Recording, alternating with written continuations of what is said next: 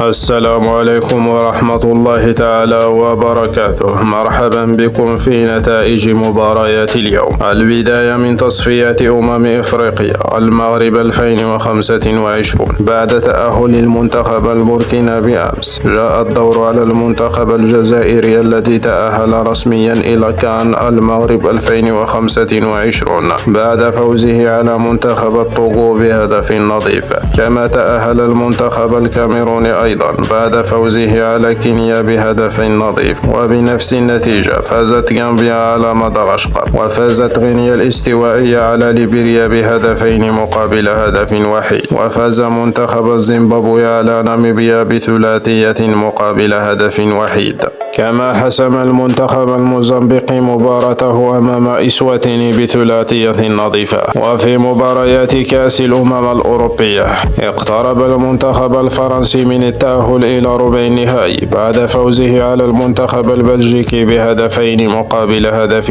وحيد. وفازت ألمانيا على هولندا بهدف نظيف. وبنفس النتيجة فازت ويلز على الجبل الأسود. كما فازت سلوفاكيا على أذربيجان بثلاثة أهداف مقابل هدف وحيد. وفاز المنتخب المجري على ضيفه البوسني بهدفين نظيفين. وتعادلت أوكرانيا مع تشيك بهدف لمثله. وفازت تركيا على إيسلندا بأربعة أهداف مقابل هدفين. كما فازت السويد خارج ميدانه على إستونيا بثلاثية نظيفة.